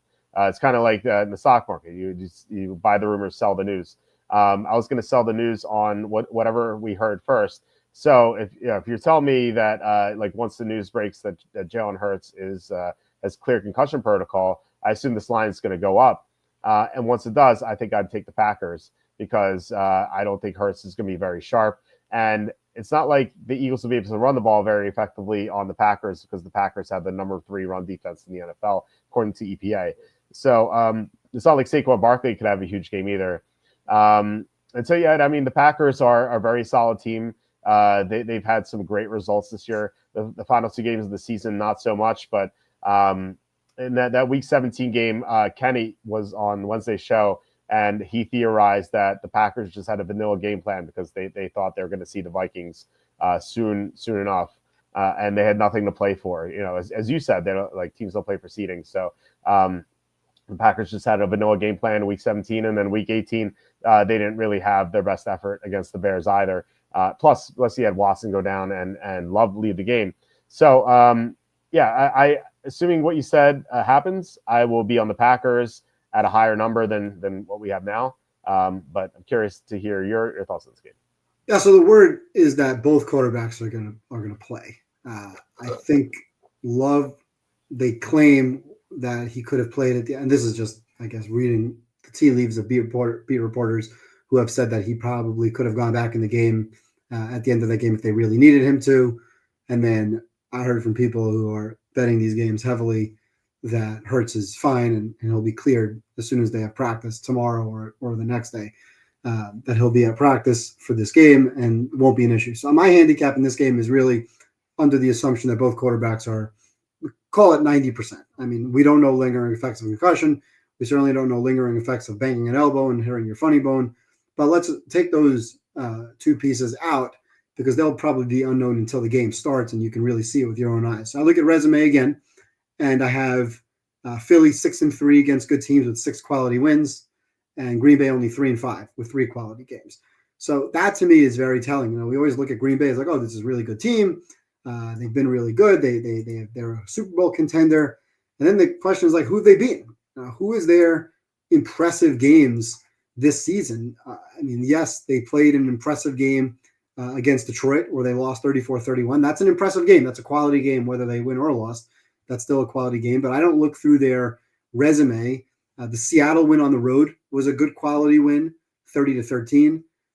They beat Houston in a game 24-22. That was a quality win. They beat the Rams in a game where the Rams were really banged up. So I don't really look at that as a quality game for either reason. They killed Arizona. Arizona, to me, I've said they've been below average all year. They killed them, so give them a quality win there. I don't look at the Niner win as a quality win. That was against Brandon Allen. That's not an NFL quarterback. The Miami win, so too. New Orleans didn't count. 34-0 against Rattler or Hainer. I don't remember who started that game. I think it was Rattler. So I don't see on the resume I agree they're a good team. Like, don't get me wrong. I don't have them like I have Denver. I have Green Bay 7th, right kind of behind the Vikings. So I had the Vikings slightly better than Green Bay. And then I was also looking at Jordan Love, and I'm going to test you here, just kind of throw out. Jordan Love has started 32 games last 2 years, 17 last year, 15 this year. How many 300-yard passing games do you think Jordan Love has in 32 NFL starts? I don't think he's had many because it didn't seem like an appealing DFS option whenever I just look at his stat line. So out of 32, I mean, I think you're going to give me a low number. So, or maybe you're leading me astray and it's actually a high number. No, I should think it's a low number. I'll say 10 out of 32. So the answer is 3. Okay. Wow. 3 out of 32. He's averaged 200 and he's tied 16th this year with Russell Wilson at 225 passing yards per game. He's tied 27th with Will Levis, the great Will Levis, 27th in completion percentage. I have never been a Jordan Love backer. I have never thought he's that good of a quarterback. I've never been worried about when the Niners played Jordan Love last year or in general when I'm betting against Jordan Love. I'm never they have Jordan Love. I don't think he's that good of a quarterback. Now, he's young. He certainly has time to improve and get better, and he's got potential. I think he's somewhat of a gunslinger. He likes to throw the ball deep. He's inaccurate. He's 63% for his career. So, like I said, that's a low number in the NFL. I'd rather have the quarterback who's hitting 70%. Now, granted, I am impressed with the fact that he does throw the ball downfield. Like Tua throwing 23 for 26, throwing everything behind the line of scrimmage. That's not going to get you anywhere. So some of those completion percentages numbers may be misleading. So at least Jordan Love does chuck the ball downfield. But you mentioned Watson's out. They have a bunch of number 2 receivers. He doesn't scare me. Look, now their defense is good. I think both of these teams have very good defense. Your matchups here are, solid offense against very good defense on both sides of the equation. I made this line 4.5, so I think the line is correct. I lean to the Eagles. Because I think their defense comes to play more than Green Bay's does. I think Hurts, if he doesn't make mistakes, if he can keep the game 150, 180 yards passing, run around a little bit, have the game plan to feed Saquon more, not try to do too much. A couple of games this year, they've tried to do too much, Sirianni, avoiding or getting away from the run game. If they can stick to the defense, stick to handing the ball off, run the ball, I think this is like a 27-21 type of game. I think the books are begging you to take Green Bay. It's like, oh my God, this game's more than a field goal. I think warranted. I think Philly is right up there at the top of the league. I don't think Green Bay has had success against this caliber of an opponent. Throw the game in Brazil out. First of all, it's too long ago. Second of all, it's in Brazil. So you got to throw out international games. That game was like on a muddy field. Nobody had any footing in that game. And Philly's defense has improved dramatically under Fangio. you're not going to be the same defense in week 19 than you are in week 1, clearly. So I love what the Eagles defense is going to do here. I think this defense comes to play. I think they shut down Love. I think they turn Love over, whether it's Love or Malik Willis. I don't think they give up much in the run game, and I would lean Eagles laying the points. I don't love it. I think the line's right. I think this is probably closer to like a 6-7 point game. Like I said, 27-20, somewhere in that ballpark. So I go with the Eagles here in this game. Yeah, it's interesting. Like, the resume overall isn't great. Like against Group A and Group B, the Packers, I have 2-5 straight up. However, they've only lost by more than 5 once, and in those games, and that one time was when Jordan Love came back from that groin injury against Detroit in that really rainy game. True. Yeah. So outside of that, they've kept every game close, as you said. And I think this game will be close. I do. Yeah, I just don't think it's a field goal game. Yeah. So that Brazil game, like you said, a long time ago, but still a 5-point game. The second Lions game was a 3-point game. The 2 Vikings games were both 2-point games. And then they clobbered Seattle by 17, and they clobbered the Dolphins on Thanksgiving night by 13. So, if you look at Philly though, since their bye week, since the first couple of games of the season, they got blown out by Tampa. They had a bye, and after that, they didn't lose a game until Hurts got hurt. When Hurts went down against Washington, they were ahead in that game, and they blew it with Hurts out of the game. Every other game, they're winning by margin. They killed Dallas, and Dallas has played better lately. They killed Pittsburgh. They beat the Ravens by 5, and I think more of a Justin Tucker game. But they beat beat Baltimore in Baltimore. So that to me is very impressive. They went to the Rams and killed them by 17. Obviously, they took care of business first time against Washington. They killed Cincinnati on the road. That was a 20-point blowout. So since their bye week, outside of the game that Hurts went down, when I think they were up, when Hurts went down, they were up. I think they were up double digits, if I'm not mistaken. 14-0. Yeah, they were 14 when we got hurt, and I think it was 21-7 after they had a Saquon 68-yard touchdown run, and they led 21-7. So Hurts went down. They have a double-digit lead. So outside of Hurts going down, they're winning by margin every game, and it's mostly with their defense. It's not like they're putting up 30 points a game, right? A lot of these games are 27-13, 26-18. Yeah, against Dallas, they put up 40. Okay. But really, they've played very well. Outside of the Carolina game that they should have lost, they've been really, really good. I have them right at the top of the power rankings. And when I saw the line, I made the line 5.5. So I agreed with the line. And when I saw that I was correct, I thought maybe the books would make it a little bit lower. It's like, wow, they're begging you to take Green Bay for the reasons you said. Green Bay plays close games. They don't lose by margin. But I think this game, I lean Philly here, like I said, by a touchdown. No, I completely agree with what you said. 6-1 against Group A and Group B. It's the Eagles. The only losses to the Redskins, where you just mentioned that Hurts got injured. But if you were to tell me, and like again, there's no way of knowing this, if Hurts is 100%, I would be on the Eagles. However, I really worry about the lingering effects from the concussion, and I think that's the one factor that we just don't know at this point. But we'll see. We won't know until we see him play. Right, and that's where the live betting comes in, as you like to do. Where do you think this line? Before you actually, let's get to this super chat. Then I'll ask you a question. Can Make an Eagle $4.99 super chat. Thank you so much, Can Make an Eagle. Really appreciate it. The better money line parlay: Philly Chargers or Philly Tampa or Chargers Tampa. We haven't talked about the Tampa game yet. Yeah, we haven't. I'll reserve my judgment for when maybe bring this question back after. Okay. Okay, fair enough. Yeah, so Can Make an Eagle. We'll answer that in a second. Where do you think this line goes once Hurts clears protocol? So this line moved to 5.5 early in the week on news. So we'll keep that discussion quiet. This line moved early on the open, and I was surprised to see that happen. Although I wasn't after I was told to bet it, but once it was hit, it moved. I think when news comes out that he's going to play, I think it moves back probably to 5.5. But I do think it'll close 4.5 because there'll be plenty of people who say exactly what you just said, which is not wrong. Green Bay is a good team.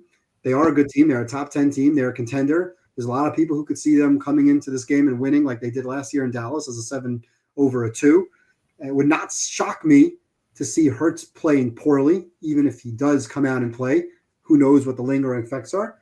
And we've seen him play poorly before. It's not like he's not a great quarterback. Sometimes they get away from the run. If they abandon the run for whatever reason, they're making a big mistake. They need to stick to the run, even if it's not working early. And also, Philly has been an awful first quarter team. I don't know why. Chalk it up to coaching. Some teams come out of the gate really sharp. First drive or two drives, you can expect certain coaches to come out of the gate just moving the ball and scoring touchdowns. Philly, I don't think, has scored in the first quarter. And if they have, it's certainly not many. It's the majority of their games they have not scored in the first quarter. So that's another reason to be concerned early. Green Bay likes to take the ball first. They can come down, score. Philly doesn't score. They start slow offensively before they get into a rhythm. They can find themselves down 10-0 in this game. Wouldn't shock me. So I think this line will probably close 4.5, but I do think when the announcement is made, I think this line is going to move. Yeah. I think we'll see 5.5. I don't know if we'll see 6, but no, I don't think you'll get to 6. Yeah, I don't know. We'll see. I do think 5.5's in the cards. Okay, let's get to the Sunday night game, and then we can answer K-Making Eagles' question. We have Redskins at Buccaneers. This line is Buccaneers favored by 3. It's 3 across the board. I'm not seeing anything else. So I feel like this is just a bad matchup here for the Redskins. I wonder if they were upset. I can't imagine they were upset because they just probably don't care. But if they thought like me, maybe they'd be upset that they saw Tampa climb up to 3 instead of the Rams. Now, I do think the Rams are better than the Buccaneers, but I think this is a tougher matchup for the Redskins because Todd Bowles' defense has historically been great against mobile quarterbacks and young quarterbacks, and you have a young mobile quarterback in Jaden Daniels. The first time the Buccaneers played against Daniels, they absolutely destroyed him. Now, the stats actually don't look that bad, but a lot of those stats came in garbage time in the second half. So I would definitely not look at that as a barometer for how Jaden Daniels is going to play. And then last week, Jaden Daniels has leg soreness. He has to leave the game. It felt like he just left everything on the field against Atlanta in overtime. It's really strange. I don't know how much he has left. Like, he is a rookie. This could be his rookie wall here. I don't know if that like really exists, but I don't know. I just think this is a tough matchup for Washington, like from that perspective. And also, Washington's run defense is woeful. Tampa's rushing attack has gotten so much better in the second half of the year ever since they established Bucky Irving as the primary back over Rashad White. So I feel like Tampa should be able to move the ball very easily against the Redskins. And I just don't know how healthy Jaden Daniels is. And like I said, this is a tough matchup against Todd Bowles' defense. So I like Tampa here at -3. What are your thoughts on this game? I'm very excited for this game. I think this is like a fun game. Two teams that have been, Washington's been my darling all year. Rode them early, rode them middle of the season, rode them late.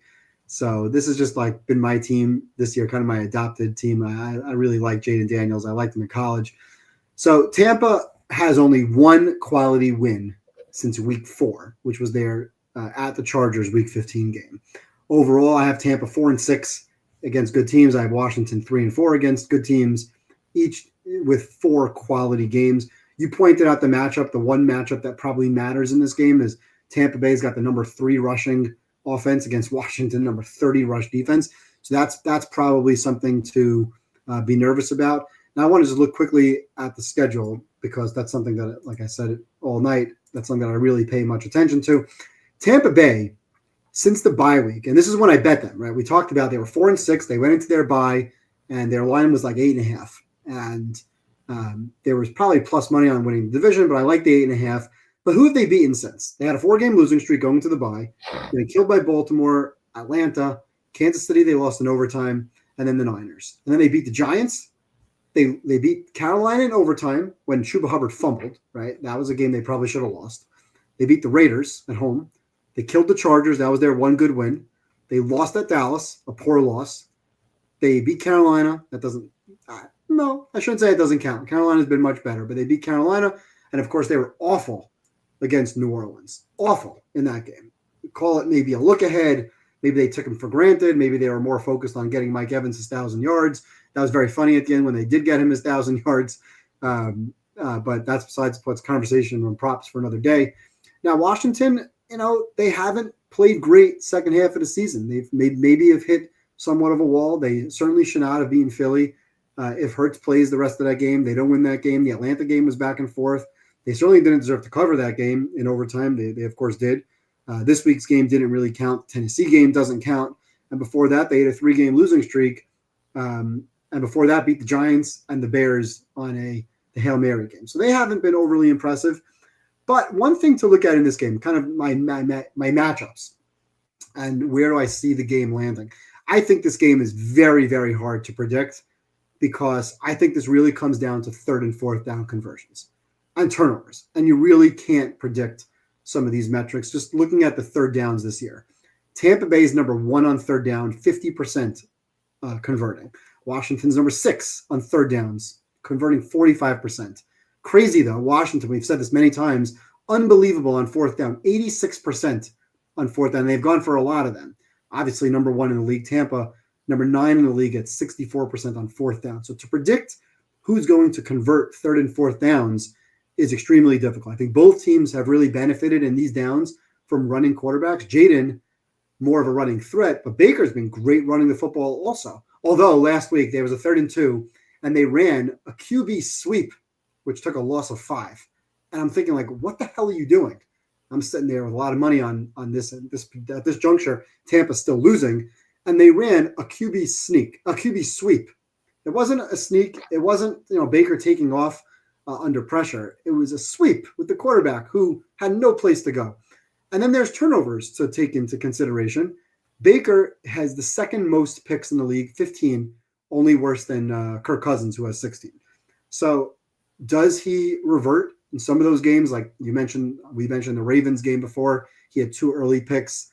He had a couple of picks in the last few weeks. In the Carolina game before, he turned it on late and led a game-tying drive to force overtime. He was awful in that first half. So he's kind of that gunslinger. Well, I like him. I like Baker. He's a gamer. But he has a tendency to throw interceptions. He also has a tendency to step up into the pocket, almost like he's stepping up into sacks. So there are times where I worry about Baker turning the ball over, trying to do too much. I also love the Lattimore versus Mike Evans matchup, right? Mm-hmm. That's a big midseason acquisition for Washington that was built for this particular game. There's no better cornerback receiver matchup probably in the league right now. Maybe Jair Alexander against Jefferson is one that comes to mind, but having Lattimore against Mike Evans has always been a very fun matchup to watch Bucs Saints in those years. So now having Lattimore, I think, really, really makes a difference. But I think this game comes down to turnovers and who's going to do better on 3rd and 4th down. So once again, similar to the Chargers-Texans game, I think here that Washington is maybe a slightly better team. I have Washington power rated slightly higher than the Bucs. I have Washington 11, Tampa 13. I have them about a point difference. Obviously, I give maybe 1.5 points to Tampa, so I'm not surprised that they are a favorite in the game. But I think Washington pulls the upset. I'm leaning Washington as the upset team. I like taking the 3. I really like getting 3 points. I think this is probably a field goal game, so I'm definitely not laying -3. If this line were 1 or a pick 'em, maybe I reconsider, but I think Washington pulls the upset here. I think this is going to be a great game. I think they have the quarterback that can make more plays with his legs. I worry about, the rookie wall. I worry about Jaden versus the Todd Bowles defense. They got killed in week 1. I can't put much stock. It was too long ago. First game of the season for a rookie quarterback. It's just too long ago to really take much out of it. So I'm leaning Washington as the upset road win here.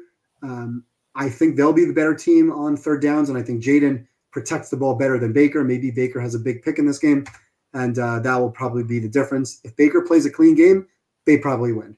If Baker, I think the team that turns the ball over more probably is going to lose. And to me, that seems like it's going to be more Baker than Jane Daniels. So give me Washington +3, and I'm going to call for the outright upset Washington 27-24. I like the over. This line, I think, is 50 already, so, tough to take over 50 in a playoff game. But I think there's going to be a lot of points in this game. Okay. All right. So with that in mind, Buccaneers secondary leaves too many receivers wide open. Yeah, it's definitely true. And I think that's where that's very true. Yeah, the Bucs have given up a lot of yards in the secondary. Yeah, and that's where you get to the Redskins receiving core, where they only had Tyler McLaurin and a bunch of other guys. I know Olamide Zaccheaus has played well lately. I just don't trust it. I don't trust these other guys. If the Redskins had a great number 2 receiver, I think that'd be a big edge here. But anyway, as far as Kim Macon Eagles question is concerned, so I'm guessing that you don't like the Tampa side. Absolutely, so exactly. And that's why I said let's wait, because I don't like Tampa. I would not bet on Tampa to win this game. Okay, so you like Philly Chargers by default. Yes. I personally I like Tampa more than the Chargers, so I would go Philly Tampa. So I'm sorry, Kim Macon, we don't have a consensus to your answer here, but at the very least, we both like Philly to win. Although it's not safe because you have the Jalen Hurts concussion situation. But of all the 3 teams, I think the Eagles are the most likely to win. And then I would say Tampa and then the Chargers, but Evan would say the Chargers and then Tampa. And in fact, he would like Washington over Tampa. I'll tell you what I really like in this Tampa-Washington game. I like the team who's down at halftime. That's what I like. Okay. I think both of these teams have the ability to come back. So you have a 7-point game at halftime. Maybe it's 14-10, 14-7, 13-7, 17-10, something like that. Give me the team that's behind getting plus money. That I think this game is one of those where I'll turn to my son at one point and say, it'll be 9:45. It'll be just early third quarter, and I'll say, do you think this game's going to go to overtime? We always like to look. It's like 8-1, 9-1. I've done this before. I've done this on the stream before with random college games. So this is the type of game that I think could come down to a 2-point conversion late. 24-22. Is a team going to make a 2-point conversion? I think this is really going to be a close game. So if you have value with a team that's behind by maybe 6-7 points or more at some point early in the game, I think there's a lot of value in taking the team that's behind, especially if it's Tampa at home. If Washington gets up early, we've seen a few times with Baker throwing picks or getting down early in games and then coming back and having a really good second half. There's real value on Tampa. I'll throw my opinion out the window. If it's 17-7 at halftime, I'm betting Tampa Bay to win the game. Now, I don't know that they'll come back and win the game, but the whole purpose of taking them to win the game in that juncture with plus money is that when they do come back and make it a 1-score game or tie the game, now I bet the other side, and now I'm sitting on plus money in both directions. Or a plus money Tampa and then a +3. By the way, I bet this game already at +3.5. This one opened 3.5, and I saw a 3.5. I'm like, that doesn't make sense. So I have Washington +3.5, but it's stupid to give out lines that don't exist. Yeah. That was a mistake line. And I wouldn't bet Washington at 2.5, but I would bet them at +3. And the same thing with the Chargers, Houston. I wouldn't bet Chargers at 2.5. I would bet them at +3 because I do think that's a field goal game. And I think this game will come down to a field goal or be under a field goal. But I really like points, and I think there's a lot of value with the team that's behind at halftime. Okay, yeah. Slew's saying maybe Andy likes the Chargers, Tampa, and Quacky could break the tie. We'll see. Again, I don't know if we're going to do a Saturday show. If we don't, I'll get you a Quacky's fix, or maybe he'll tweet them out. It really, like I said, it really depends on how long family stays over here. But they could be gone. But again, I don't know. My brother-in-law usually stays for a while, so we'll see. Anyway, based on your answers, I'll pivot to a teaser of Bills -2.5 and Redskins +9. I like that better, for sure. Yeah, I like that better also. But again, I don't like the value in Washington +9 because I can very easily see either team down 10. And that's where you're going to get better value on a straight bet. Yeah, that's true. Okay. And this question kind of leads us into the next game. Do you think playoff experience matters with Daniels compared to Baker? I think it does. Maybe you disagree, but I think playoff experience matters only in that like this is Jane Daniels' first playoff game. Quarterbacks making their first playoff appearance have been horrible against the spread over the years. This is dating back to 2000. So quarterbacks playing their first playoff game, 17-36 against the spread. It's pretty brutal. If you look at road underdogs, though, 11-12 against the spread, but 6-17 straight up. So these guys lose as road underdogs, but they sometimes cover. Generally, when these guys are favored, that's when you want to fade them. Favorites, quarterbacks who are favored playing the first playoff game, 7-18 against the spread, which is, as you probably guess that's where we're going in the next game. But before we do, what do you think about this? Yeah, I question? know for sure. Playoff experience matters a lot, and I mean, listen, I just think power ratings wise, this game is closer than Washington -3. Sorry, than Tampa -3, because I think Washington. I think both of these teams, like I pointed out in my resume conversation, are very much equal teams. There's one you pointed out distinct matchup edge with Tampa running the football, but this game to me is coming down to turnovers, and it's too hard to predict turnovers, making third downs, fourth downs. There's a lot of regression that you would expect to be 86% on the season on fourth down conversions is unbelievable. They're turning those drives into 7 points more often than not. That you don't think that will last, but they're going to go for fourth downs. Whereas some teams who are not in the playoffs don't go for fourth downs. The teams that do are the ones that are getting rewarded.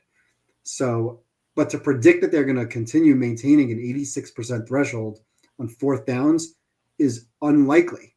So it's hard to say, yeah, I like Washington in this game because they're going to convert 3 out of 4 fourth downs. It's hard to predict that. But I do like Washington in general. Both quarterbacks are gamers, and both of those quarterbacks that convert, one of the reasons why they're so good, both teams converting third and fourth downs, is because they have quarterbacks who are mobile. So that's something that really to factor in on who's going to keep a spy, who's going to eliminate Jaden's ability to run the ball. Is Baker going to walk into sacks? Is he going to throw picks? He's shown that he's throwing a lot of picks, and Jaden's not throwing a lot of picks. So, and the Lattimore Evans matchup, that's real. That's we've seen that for years. I like this game. I like its high scoring. There's a lot of in-game opportunity here in this game. There's going to be a lot of variance in this game. That's why I don't like a teaser here to start. I'd rather bet the game straight at halftime or maybe early third quarter when I think there's going to be a lot of value. And I think if you're playing this game, this is the game where you might end up getting both teams plus money or plus points. So that's what I'm looking for in this game. I think it's a great game. I'm very excited for this game. I don't think these teams are contenders. I think either of these teams, both of these teams are going to lose in round 2, regardless. So enjoy this game for each of these teams. But I think it's a great game. I think it's a lot of fun. This to me is probably the game I'm looking forward to most of the entire weekend. I think I'd agree with that. Yeah, this seems like a lot of fun. Maybe Bills Broncos seems like a lot of fun too. I'm just kidding. All right, all right. Let's get to the final game. Vikings at the Rams. This line is Vikings -1. There were 1.5s earlier. I'm not seeing any. Heritage has +1.5. If you were looking for that, DraftKings is +1.5 -115. No, it doesn't count. I'm seeing a pick 'em at Circa. So this line has been dropping steadily. It opened at 2. So to answer a question from Luke here, is the majority of the money on the Vikings. So the public is on Minnesota, but the sharp money is coming on the Rams. Yeah, and I teased this. Quarterbacks making their first start. So there are 3 quarterbacks making the first start in the playoffs this year. We have in the previous game Jane Daniels. Before that, we had Bo Nix, and in this game, Sam Darnold making his first playoff start. So, of all the quarterbacks here making the first start, Sam Darnold is the only quarterback who is favored. I think this is a really bad matchup for him, and we saw this on a Thursday night earlier in the year. The Rams kind of shellacked the Vikings. So it was 30-20, but there was a late touchdown for the Vikings to make it closer than it really was. That was the game that they lost Christian Darrisaw, and the Rams just pressured them, pressured Sam Darnold all night. Sam Darnold just really struggled, and we've seen it before. Like when you can rattle Sam Darnold, he just turns into a different quarterback. We saw that last Sunday night, and we saw that against the Rams, and I think that we'll see that again here. The Rams have a lot of talented young pass rushers to really get after him. And then you look at Minnesota's defense. They blitz at the highest rate in the NFL. And so anytime you handicap the Vikings, one of the first things you have to do is diagnose how the opposing quarterback does against the blitz. There are few quarterbacks who are better against the blitz than Matthew Stafford here. Stafford against the blitz this year, 8 touchdowns, 2 interceptions. His completion percentage when blitzed is actually higher than when he's not blitzed. So this is just a nightmare matchup for Minnesota's defense.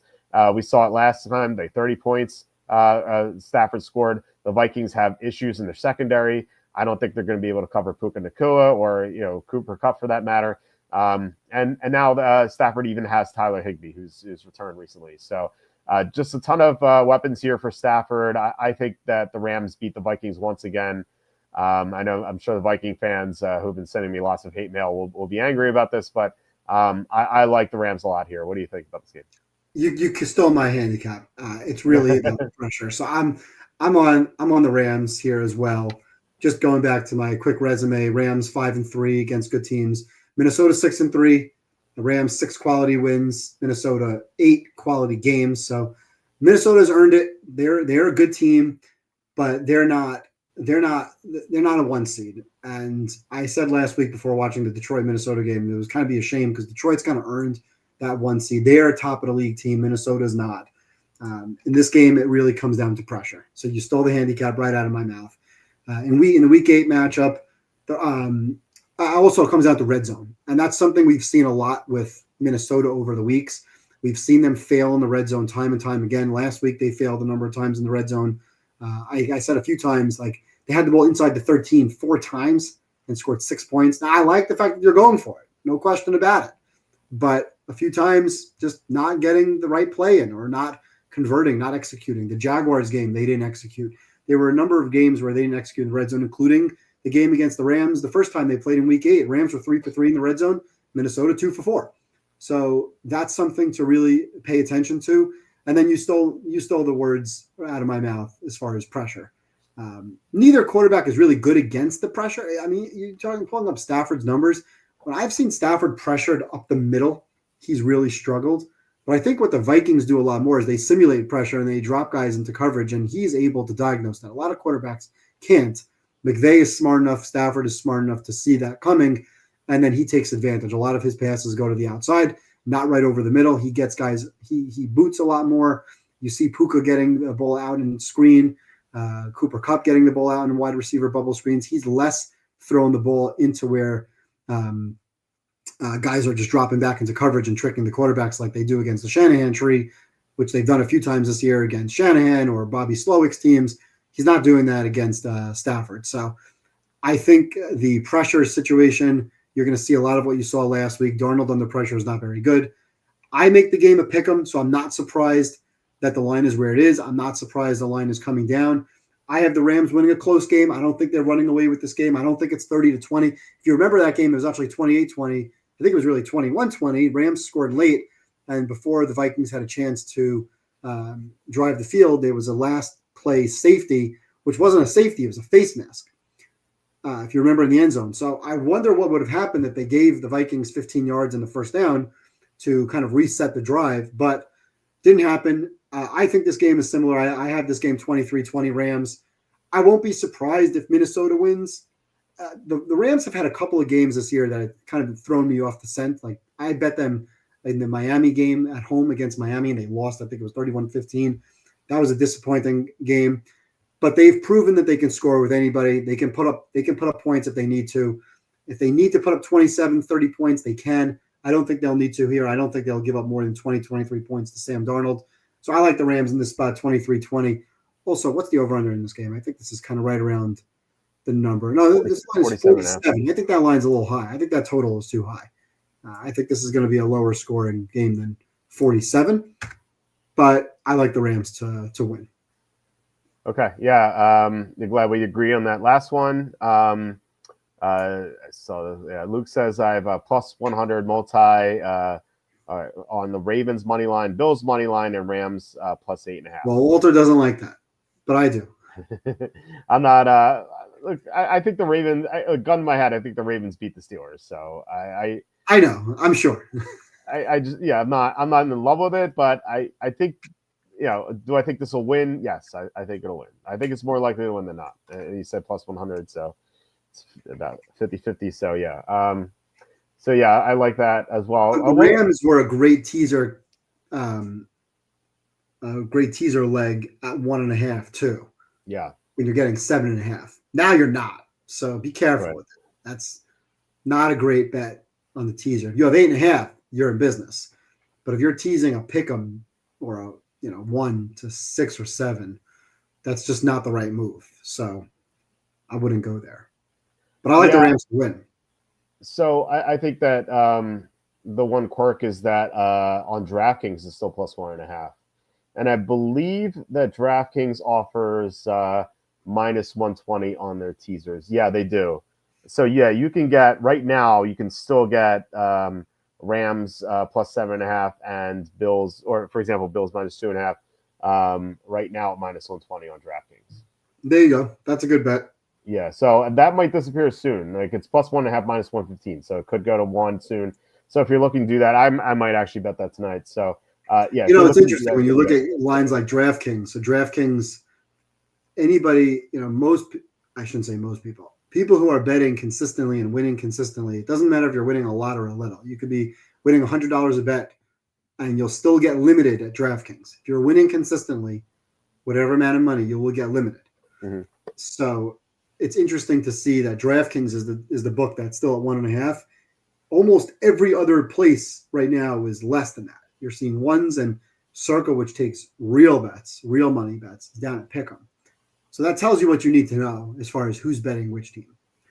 The pros are betting the Rams. Does that mean the pros are going to win? No, of course not. The pros have had a terrible year. This has been a public year. Does that continue into the playoffs and with some of these favorites? I don't know.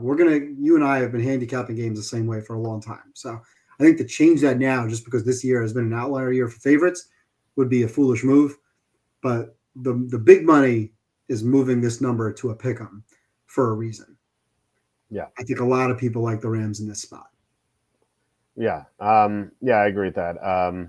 Yeah, it's funny that DraftKings does that. It's weird though that the big is minus 115. Like if I'm a pro and I'm looking for the best number, I'm not paying 5 cents for the difference between 1 and 1.5. You know what I mean? No, what you're doing if you're a pro is you're betting the money line on the Rams when you're getting plus money. Right. And now you're not. Now you're getting pick'ems. Now you're playing. There's no value anymore. Yeah, it's minus money line minus 105 on DraftKings. Right, or you're taking 1.5 to 7.5, and you're just low. You're kind of looping the Rams with everybody. Right. Round robin Rams with everybody else, and now you're sitting there with plus 7.5, and you've done this a number of times. Like if I'm sitting there with Baltimore Rams, Buffalo Rams, I don't necessarily like teasing threes up, but let's say if you can wheel all those teams with the Rams, now if you don't like your position, you can take it out by playing Minnesota pick'em for half a bet, and middle. Yep. And the books don't want to do that. They don't want to give you that opportunity. That's why this line went to 1, and now it's pick'em. And I don't know that real big money is coming in on teaser plays. I think people are just going in and saying plus money on the Rams and taking it out. I think that's where the money is coming in. Yeah. So based on what DraftKings has, you could tease with the Texans up to 8.5. You could tease if you like the Redskins up to 9, and then the Bills down to 2.5, which is my favorite of the 3. But yeah, you can do it with all 3, and like you said, you could get a nice middle at the end if you won the other legs, obviously. So yeah, it looks like I think we agree on just 2 of the games, right? We like the Texans. I have the Texans plus 3. I think we both have the Texans plus 3. Yes. Although you have the Chargers winning or the Texans winning? I have the Chargers winning 21-20.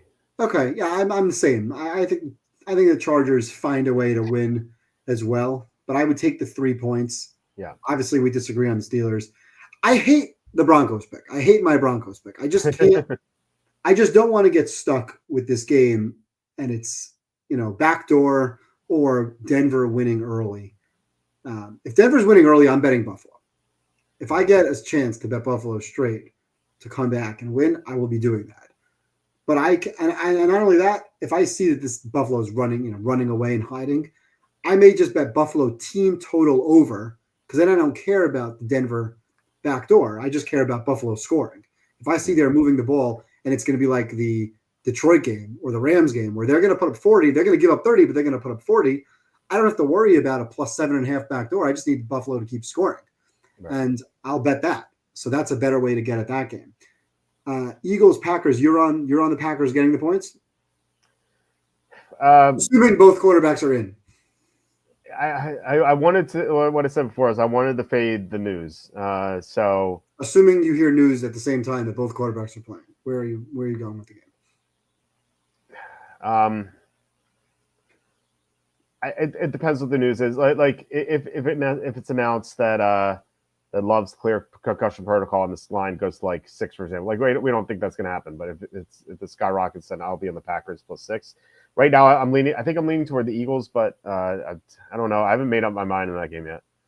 And you're taking the Bucks -3. Okay, so Yeah, I'm on the +3 there, and I think Washington pulls the upset. And we both like the Rams. Yes. So right now we agree on 2, maybe 3, depending on what happens in the Packers Eagles game. So about 50% hit rate for agreements. So hopefully we get those 3 right. We've been about 50% against the spread this season, so great for us. It's true. Yeah, we're both winning money, so yep. So we can't complain. Yeah, the player props have been pretty clutch this year, and the in-game has been awesome. Yeah. All right, guys. Thank you so much for watching. I really appreciate it. Thank you especially to Cam McNeagle for the $4.99 super chat. We had a last question from Slew. Is Evan doing any speculating on Penn State, Notre Dame, and Texas, Ohio State? As Walter Football posting picks for those 2 games? Yes, I am posting them tonight at some point. So and I'm tailing tomorrow morning. Okay. Okay.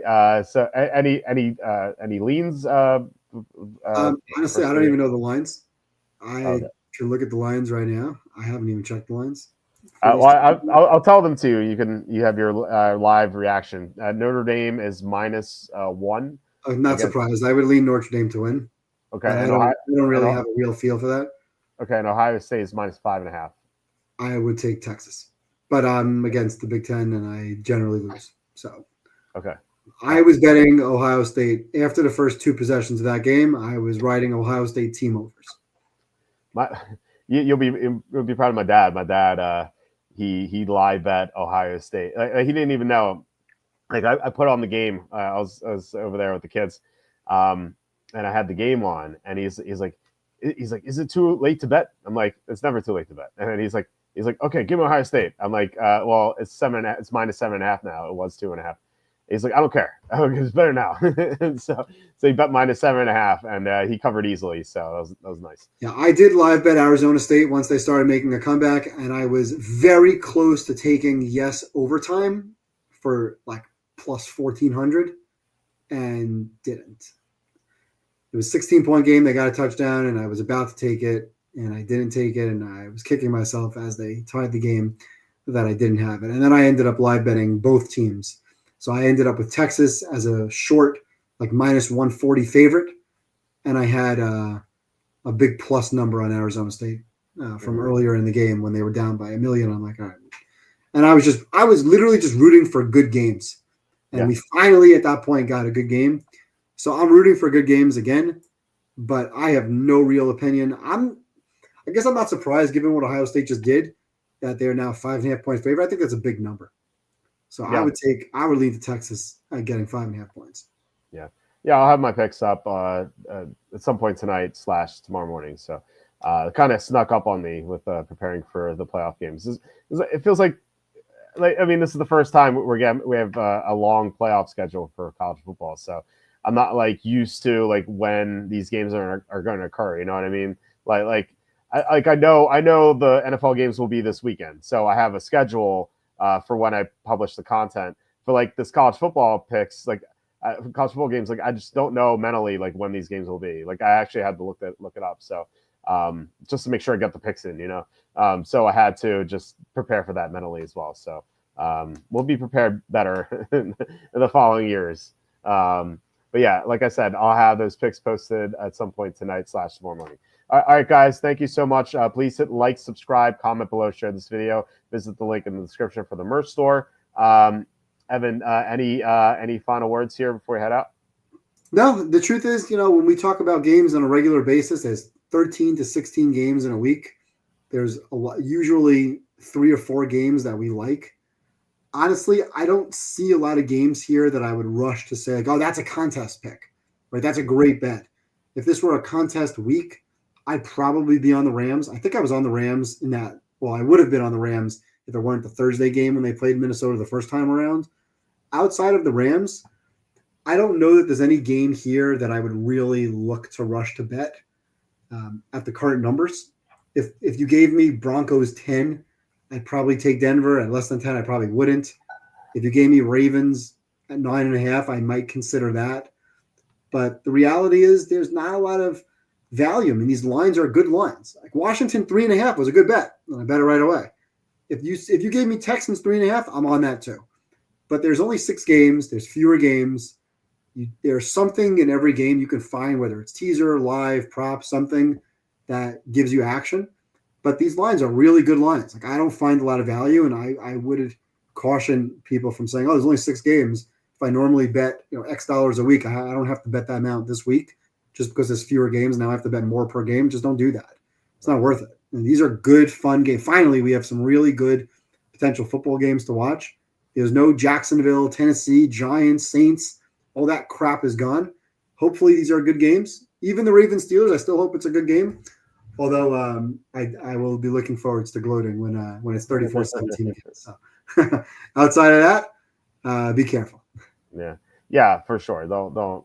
It's good advice. Like you don't have 16 games, you have 6. So you don't force yourself into betting these games just because it's the only game on the slate. All right, guys, we'll be back tomorrow with Kenny. We're gonna do a playoff best ball draft. So we're gonna talk fantasy football for the playoffs, which will be fun. Kind of game theory that. Thursday we'll be back with Andy, and then Saturday, like I said, I don't know if we'll be on just based on family being over. So I'll keep you guys updated. All right, guys, have a great night, and I'll talk to you Wednesday.